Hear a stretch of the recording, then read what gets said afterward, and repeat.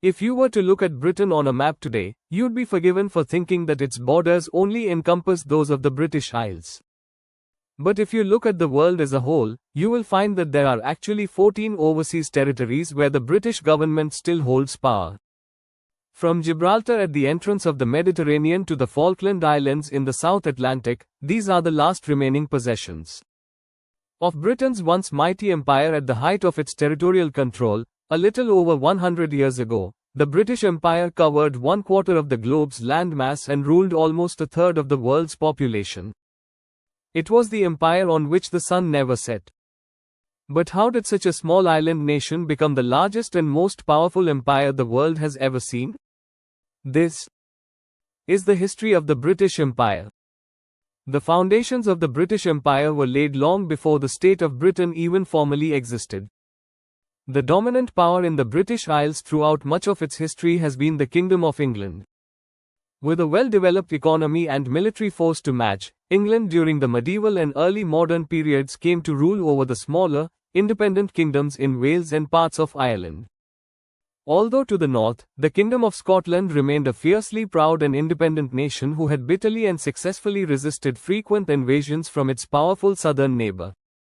By the early 17th century, Elizabeth I of England had issued several trading and exploration commissions to English adventurers, with the intention of exploring and colonizing new territories yet to be claimed by other European powers. The likes of Sir Francis Drake and Sir Martin Frobisher claimed many lands in the name of England, but these were not followed up with settlements.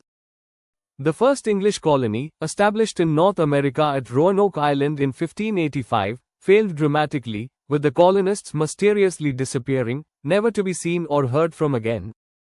Elizabeth also granted several royal charters to joint stock companies who were established specifically for the purpose of developing overseas trade. Companies such as the Levant Company, founded in 1592, and the East India Company, founded in 1600, were granted monopolies on all English trade to and from these areas.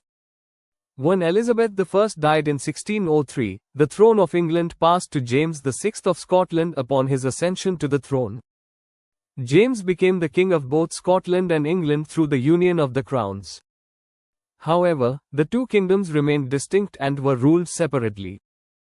As king, James looked to build further on the attempts of his predecessor to establish overseas colonies that were to be ruled and governed under one of the three types of colony structures. A crown colony was directly ruled by the monarch themselves, but would typically be administered by a royally appointed governor and supported by a local council. A charter colony was similar to a crown colony, but was ruled under a corporate charter rather than a governor. These charter colonies often granted colonists significantly more political liberty compared to other colonies. A proprietary colony was governed by an individual who was typically the head of a joint stock company. These colonies were distinct from crown colonies in that they were commercial enterprises. With responsibilities to shareholders, proprietary governors typically did not live in the colony and so appointed local governors and councils to rule in their absence. Over time, however, these proprietary colonies became increasingly difficult to manage and transitioned to crown colonies instead. An important yet often overlooked development in England's overseas expansion is that of the plantation of Ulster, which saw Protestant settlers from Scotland and England transported to parts of the north of Ireland during the early years of King James's reign. This model of organized colonization would form the blueprint for future English colonial expansion, with many of the leaders of the Ulster plantation later becoming involved in establishing other colonies in the New World. Throughout the 1600s, the Kingdom of England expanded its overseas colonies in North America and the Caribbean. Some were entirely new ventures, whereas others were annexed from rival foreign powers like New York, which was seized from the Dutch in 1665. England also significantly developed its trading networks in Africa and the East Indies with the building of factories and fortified trading posts. A critical component to this mercantile success was the creation of the Royal African Company in 1660, who over the subsequent decades would become the leading participant in the brutal yet highly lucrative transatlantic slave trade. During this period, Scotland also began to establish overseas colonies of its own, having looked on somewhat enviously at the successful endeavours of the English. Unfortunately, almost all these attempts ended in failure, with colonies in Nova Scotia, Cape Breton and Carolina barely lasting a few years. The most abject failure of Scotland's colonization attempts, however, came in 1698 with the Darien Scheme. This aims to establish a colony controlling the overland trade route of the Isthmus of Panama between the Atlantic and Pacific Oceans. To finance the expedition, an immense amount of capital was raised from the public, which accounted for almost a fifth of the wealth in Scotland at that time. When the ships arrived at the coast of Darien, they named the colony Caledonia and set about constructing a settlement called New Edinburgh. The attempts of the colonists, however, were to ultimately prove futile, as the settlement quickly succumbed to food shortages, tropical disease and attacks from nearby Spanish forces. Despite a resupply in 1699, the settlement was abandoned. And the survivors, who totaled just a few hundred of the original 2,500, returned to Scotland in disgrace. Due to the total disaster of the Darien Scheme and the loss of public money that had been invested into it, Scotland was plunged into a financial crisis. Many then considered that their best and only chance of being part of a major power would be to share in the benefits of England's colonial enterprise. By the turn of the 18th century, England and Scotland remained independent kingdoms. Although the Glorious Revolution of 1688 had dramatically shifted the political landscape within the British Isles, the Catholic James II was deposed and replaced with his Protestant daughter Mary and her Dutch husband William, who became King William III of England and Scotland. Legislation was passed in England so that only Protestants could inherit the throne, but this law did not apply in Scotland and so under the reign of Queen Anne in the early 1700s. Efforts were made to unite the parliaments of both nations and secure a Protestant line of succession for the monarchy. When the Acts of Union were passed in 1707, England and Scotland were then united into one kingdom under the name of Great Britain. Over the following decades, Britain became involved in several wars with other European powers, which were fought not only on the continent but also wherever their overseas colonial interests lay. After the War of the Spanish Succession concluded in 1714 with a victory for Britain and her allies, peace negotiations granted territorial concessions from the defeated French and Spanish, with Newfoundland and Acadia in North America passing into British control, as well as the strategic Mediterranean islands of Gibraltar and Menorca. Meanwhile, the British East India Company, which was not technically part of the empire but nevertheless still pursued its colonial interests, was engaged in military operations against his French counterpart across the subcontinent. The aftermath of the Battle of Plassey in 1757 wrestled control of Bengal away from the local Nawab ruler and his French allies, leaving the British to become the leading military and political power in the region. This acted as a springboard for the British East India Company to expand its territory further in later years, either assuming direct rule themselves or via local rulers, who were threatened with force from the company's private armies. Further conflicts of the 18th century, namely the War of the Austrian Succession and the 7 Years' War in particular, gifted Britain even further territorial concessions at the expense of her rivals. In North America, the British captured Quebec in 1759 and effectively ended French colonial efforts on the continent with the annexation of New France by 1760.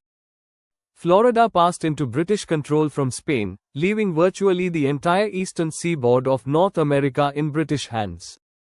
The Treaty of Paris, which ended the 7 Years' War in 1763, also ceded the Caribbean islands of Dominica, Grenada, St. Vincent and the Grenadines, as well as Tobago to Britain, which was now the most dominant colonial and maritime power of the age.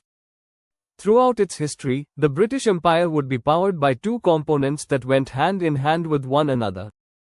Firstly, mastery of the high seas through naval supremacy, and secondly, indomitable mercantile trade that was free from foreign aggression.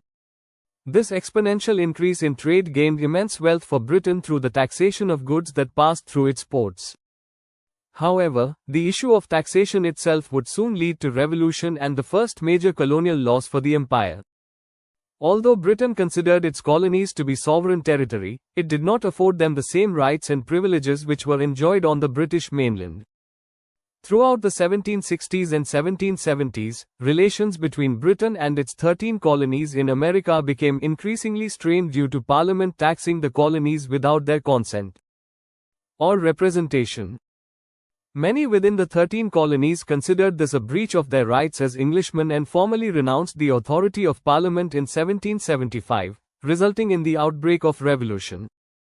Britain sent troops to quell the rebelling colonists, but in the following year of 1776, the leading political figures of the colonies assembled to form the Second Continental Congress and declared their independence from Britain. After a protracted war of 8 years, Britain's military forces in the colonies were finally defeated and the United States of America was recognized as an independent nation. The loss of America marked a sea change for the British Empire. After this, British colonial efforts shifted towards Asia, the Pacific and Africa, where explorers had chartered many new lands yet to be colonized by Europeans. One such explorer was Captain James Cook, who mapped and claimed much of the Pacific Ocean, including New Zealand and the eastern coast of Australia, in the name of Britain. Although Cook was killed on the island of Hawaii during his third voyage, the discoveries he made during the 1770s would be instrumental to the further expansion of the empire. Australia was to serve as a penal settlement for British convicts who would otherwise have been transported to the 13 colonies before they were lost. The first shipment of convicts arrived in the colony of New South Wales in 1788, and this practice of sentencing criminals to transportation continued into the middle of the 19th century. Britain also expanded its colonial interests into the North Pacific. Explorers such as George Vancouver and Alexander Mackenzie surveyed the western coast of North America in the 1790s, which subsequently opened up the territory to British mercantile interests, particularly that of the fur trade. Inroads were also made into the vast interior of the Rocky Mountains, which expanded British North America westwards. War with France in 1803 would once again challenge Britain's position as the dominant colonial power of the age with the rise of Napoleon Bonaparte. In the aftermath of the French Revolution, to protect itself and its colonies from invasion, Britain invested large sums of capital and resources into the war effort, with the Royal Navy blockading French ports and attacking French overseas possessions. A crucial victory was won at the Battle of Trafalgar in 1805 against the combined Franco-Spanish Navy, albeit at the loss of Britain's Admiral Lord Nelson, who was killed in action. Victory at Trafalgar not only eliminated the threat of invasion for Britain, but it also secured the uncontested supremacy of the Royal Navy for the next 140 years. By the time the Napoleonic Wars had drawn to a close in 1815, the victorious Allied coalition, of which Britain was a part of, secured further territory from the defeated French, Spanish and Dutch, who had been part of Napoleon's French Empire, the Ionian Islands, Malta, Mauritius, St. Lucia, the Seychelles, Trinidad and Tobago, Guyana, Ceylon and the Cape Colony were added to Britain's already substantial number of colonies. Many of these Caribbean colonies contained countless plantations dedicated to the production of sugarcane, which over the centuries had become exclusively reliant on slave labor, although Britain had already profited tremendously from the transatlantic slave trade. The advent of the Industrial Revolution shifted the focus of merchants and capitalists to produce goods at home in Britain, rather than relying on slave-produced goods from the colonies. Additionally, growing political pressure from abolitionist groups eventually forced the hand of the British government to abolish the slave trade within the empire in 1807. It would be another 27 years, however, before the institution of slavery itself would be formally abolished in 1834. The period from 1815 to 1914 has often been described as Britain's imperial century. After effectively seizing control over the Indian subcontinent, the British East India Company looked to expand its interests further across Asia. Singapore was founded as a trading post in 1819 and later incorporated as a colony in 1824, whereas in China the East India Company, alongside the British government, were able to seize control of Hong Kong and Shanghai in the aftermath of the First Opium War in 1842. The East India Company's control over India itself, however, was challenged in 1857 when local troops rebelled against their British commanders. In what became known as the Sepoy Rebellion, the East India Company fought against troops previously under its command and retook the territories that had been seized by the mutineers. After the hostilities ended the following year, the British government decided to dissolve the East India Company, believing that it could no longer rule and administer the country effectively. India was then brought under direct British rule in 1858 and became the most valuable possession within the empire, colloquially named as the jewel in the crown. An emerging threat to Britain's imperial ambitions during the 19th century came from the Russian Empire, which wished to expand its territorial possessions and sphere of influence into Central Asia and the Mediterranean to fill the void of the collapsing Ottoman Empire. When Russia invaded the Ottoman-controlled Balkans in 1853, Britain alongside France entered the war in support of the Turks, fearing that Russia could threaten their colonial interests in the Mediterranean and the Middle East. The resulting Crimean War of 1854 to 1856 was a resounding defeat for Russia and a confidence boost for the British, who remained the dominant global imperial power. Although the situation between Britain and Russia in Central Asia remained uncertain, a partial settlement to the issue, known as the Great Game, was reached in 1878, which established respective spheres of influence. The British also gained control of Cyprus from the Ottomans that year. As a surety, it would be used to defend against any further Russian expansion. The continent of Africa also witnessed a consolidation of British colonial power during the 19th century. British emigration to the recently acquired Cape Colony began to increase in the 1820s, which pushed out thousands of Dutch-descended settlers, known as Boers, into the northern hinterland. Resentful of British rule, they established their own independent republics, namely the Transvaal and Orange Free State.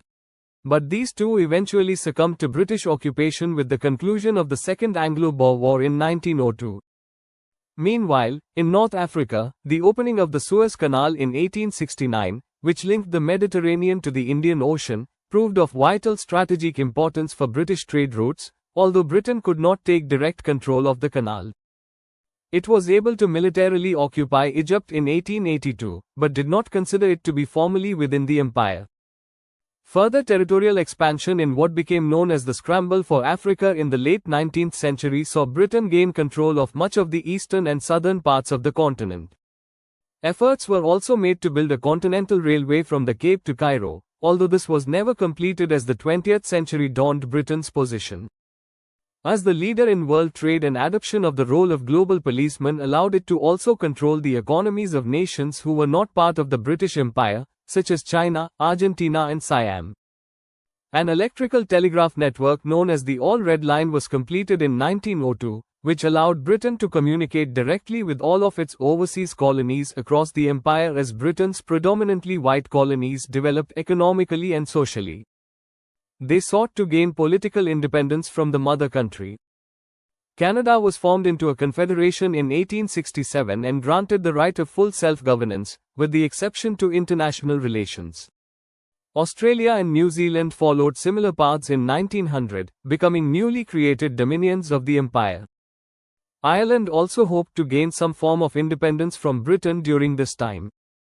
Multiple Home Rule bills were put before the British Parliament, but these were all defeated on the grounds that partial Irish independence would pose a threat to the unity of the empire. The threat to the empire, however, would ultimately come from Germany in the outbreak of the First World War in 1914. During the conflict, Britain relied heavily on the empire for importing food, resources and, crucially, military support over 2.5 million men from Britain's dominions and colonies served in the First World War, with many from Canada, India, Australia and New Zealand making the ultimate sacrifice for king and country. Britain was able to defeat Germany and its Ottoman allies in the war and annexed much of their territory in the Middle East, Africa and the Pacific. Victory, however, came at a heavy price for Britain and signaled the beginning of the end for the empire, although 1921 marked the peak of the British Empire's territorial possessions. Ireland was granted independence that same year, and soon other nations within the empire began to question when they may become independent. Also, the outbreak of the Second World War in 1939 put a temporary halt on this, as Britain once again turned to the empire for economic, material and military support. Though ultimately victorious, Britain was bankrupted by the war and was no longer in a position to support its overstretched and questioning colonies. Gradually, throughout the 1940s, 50s, 60s and 70s, the colonies and dominions of the empire were granted their independence from Britain. In what was recognized as the wind of change, almost 400 years of British colonial history came to an end, although almost all these newly independent nations did not sever ties with Britain completely and agreed to join the political association named the Commonwealth, with 14 of these nations also retaining the British monarch as their respective head of state. Perhaps what many see as the final and most symbolic representation of the end of the British Empire came in 1997, when Britain formally handed over Hong Kong to China. The legacy of the empire, however, remains with us to this day. As the English language is the most widely spoken on earth and British culture, practices and customs remain universally popular. Modern Britain itself can even be seen as a microcosm of the empire, with people of almost every race, nationality, religion and culture that were once under British rule now living on the very island that began the journey of empire all those years ago.